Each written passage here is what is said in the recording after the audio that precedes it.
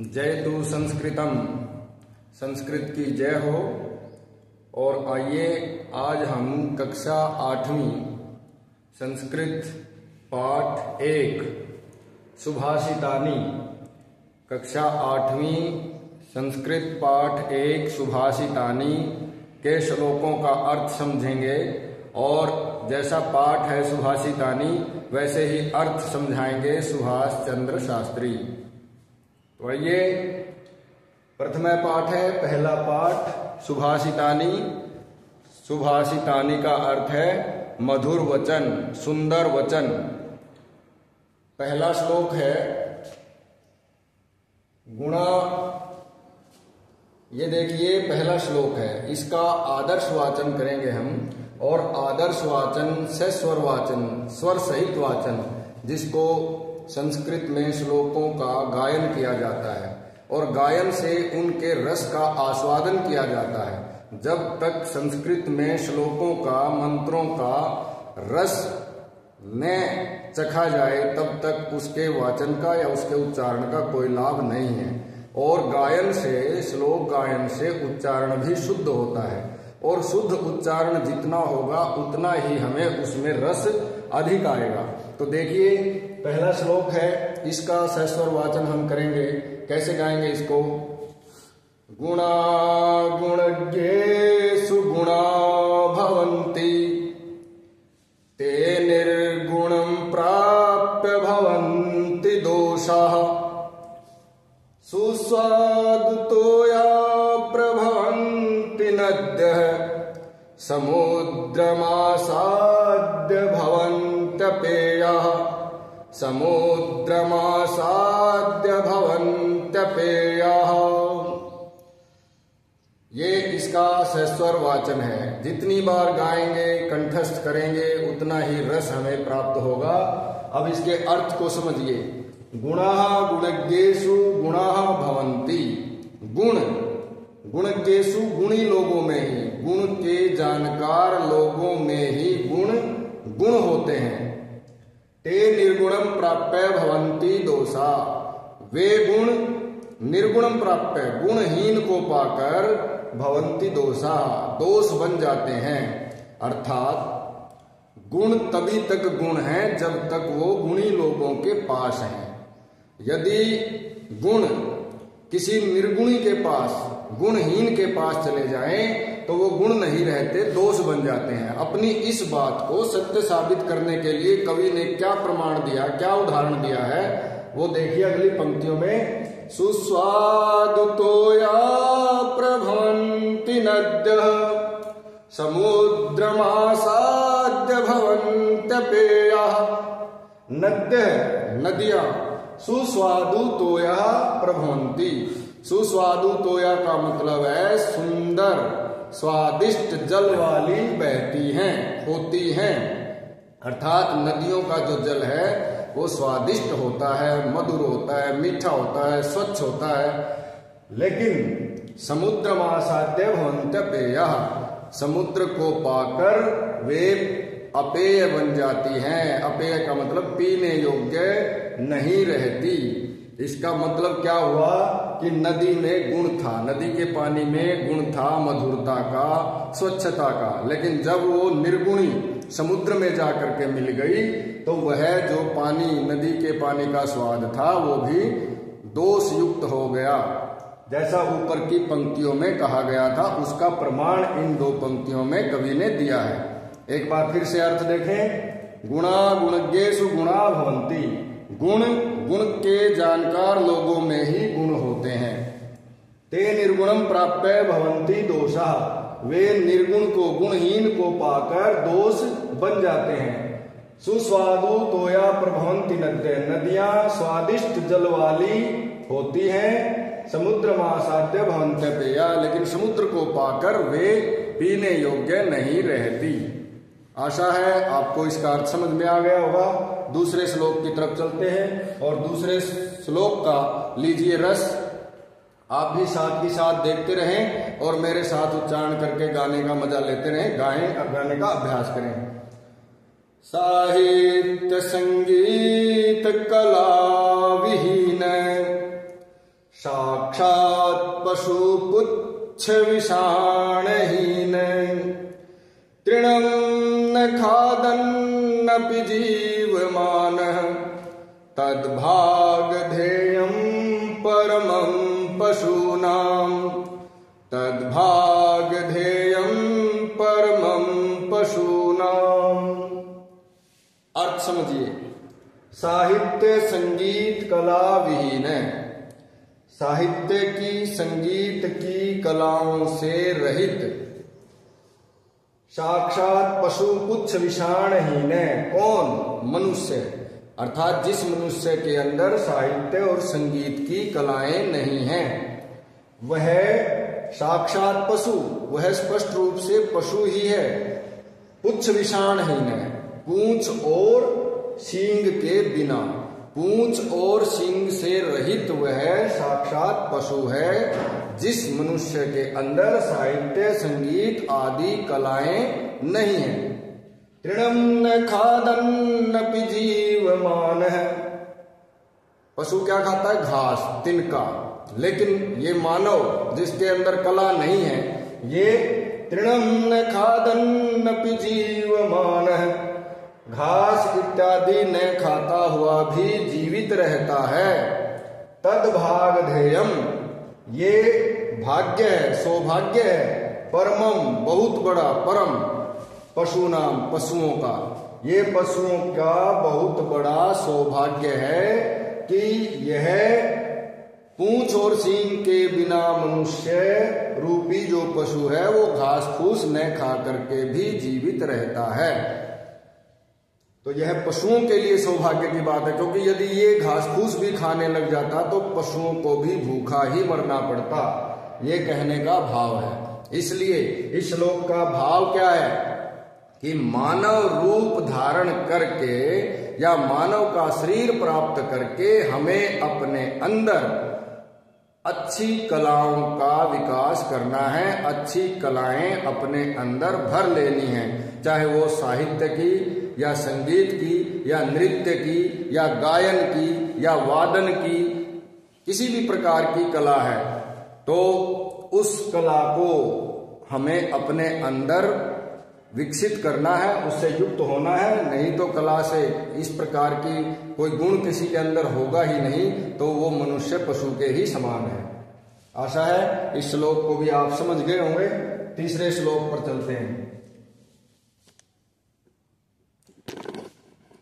लुब्धस्य नश्यति यशेऽपिशुनस्य मैत्री नष्टक्रियस्य कुलम् अर्थपरस्य धर्मः विद्याफलं व्यसनेन कृपणस्य सौख्यम् राज्यं प्रमत्तसचिवस्य नराधिपस्य। इस श्लोक में किसका क्या कब नष्ट होता है और किसकी कब उपयोगिता नहीं है, ऐसा समझाया गया है। लुब्धस्य नश्यति यशः, लोभी का यश नष्ट हो जाता है। जो आदमी, जो कि लोभो मूलम अनर्थानाम, लोभ सभी पापों की जड़ है, इसलिए लुब्धस्य नश्यति यशः, लोभी व्यक्ति का यश, यश मैंने प्रतिष्ठा, इज्जत, ख्याति नष्ट हो जाती है। और पिशुनस्य मैत्री, पिशुनस्य का अर्थ है चुगलखोर की। जो आदमी दिन भर चुगली करता है, इधर से उधर लोगों के सामने निंदा करता है, तो उसकी मित्रता नष्ट हो जाती है। क्यों?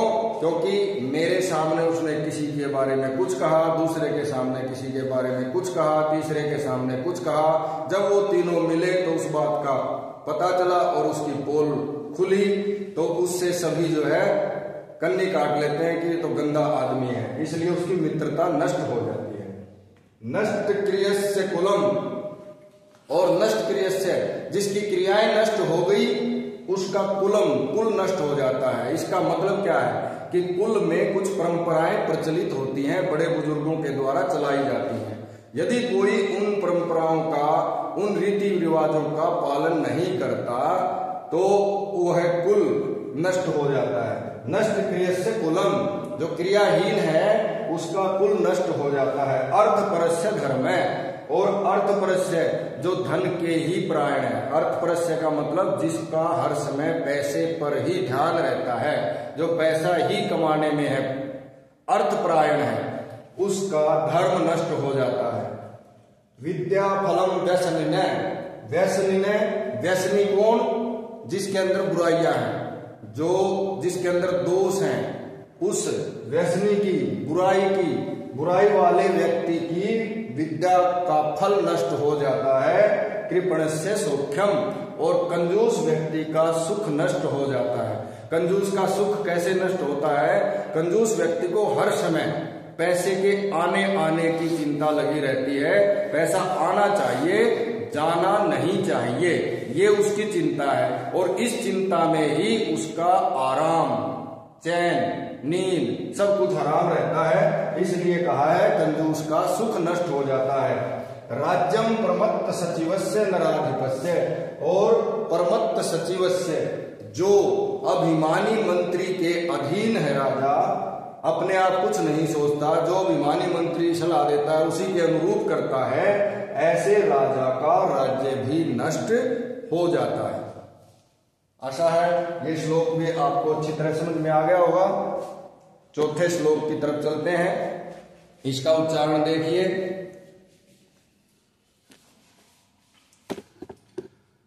पीत्वा रसं तु कटुकं मधुरं समानं माधुर्यमेव जनयेन मधुमक्षिकासौ संतस्तथैव समसज्जन दुर्जनानां श्रुत्वा वचे मधुर सुक्तरसं सृजन्ति। पीत्वा रसं तु कटुकं मधुरम समानम, इसमें सज्जनों की और मधुमक्खी की एक विशेषता बताई गई है, और इसमें यह भाव है कि मनुष्य को भी मधुमक्खी की तरह होना चाहिए। क्या करती है मधुमक्खी?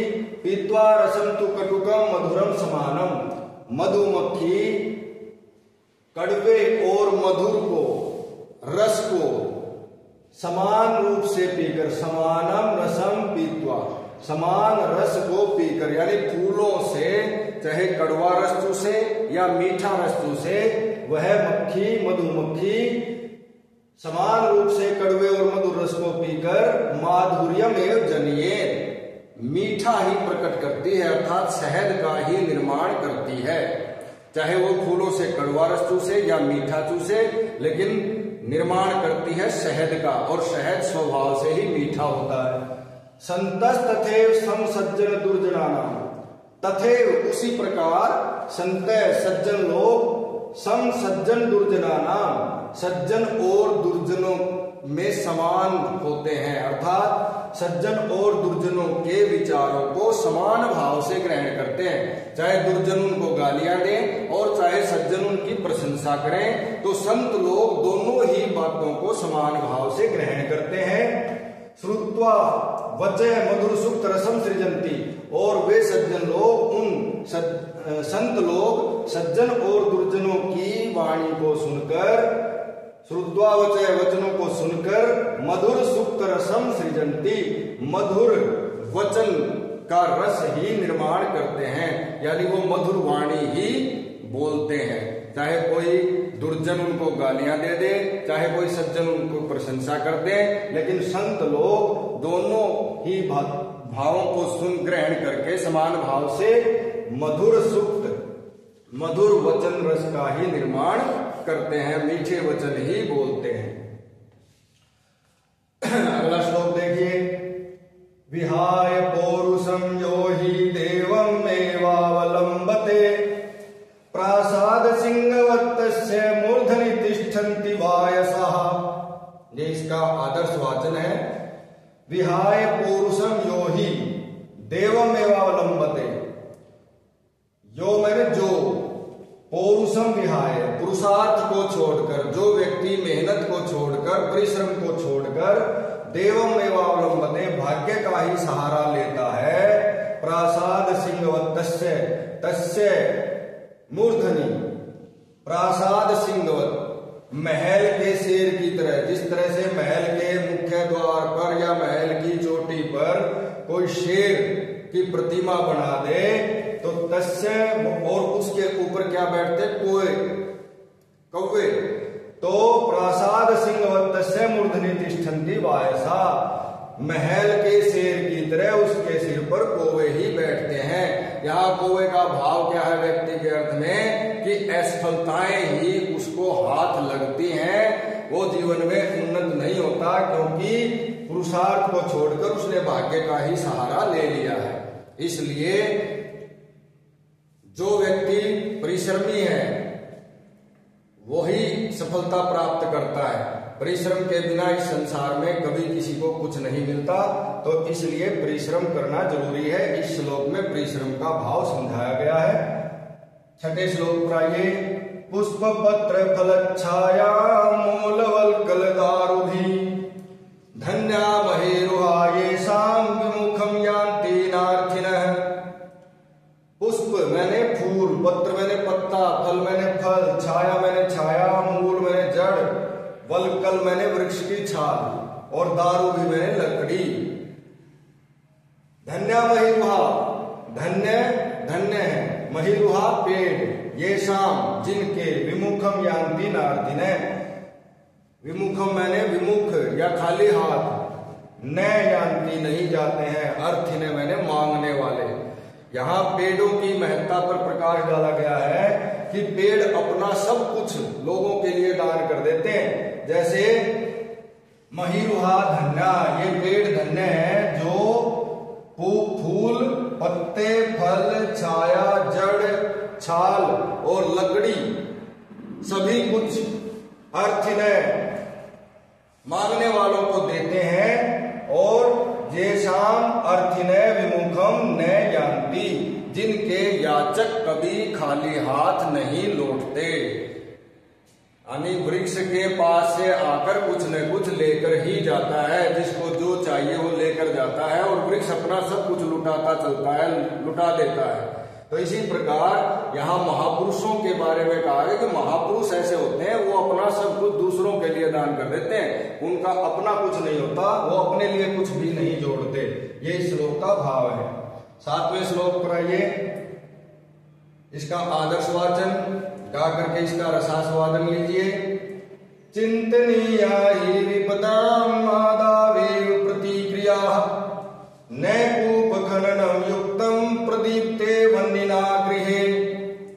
चिंतनीया ही विपदाम, चिंतनीया का मतलब सोच लेनी चाहिए, ही क्योंकि, विपदाम विपत्ति, आदावे शुरू में ही, प्रतिक्रिया, प्रतिक्रिया उसका प्रतिकार, उसका उपाय।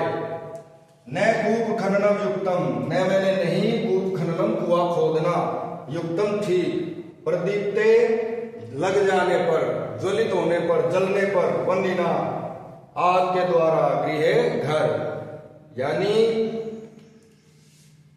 आदावे विपदा प्रतिक्रिया चिंतनिया, शुरू में ही किसी विपत्ति की प्रतिक्रिया को, समाधान को खोज लेना चाहिए, विचार कर लेना चाहिए, क्योंकि वन्निना गृहे प्रदीप्ते, घर में अग्नि जल जाने पर या घर में आग लग जाने पर कुआं खोदना ठीक नहीं है।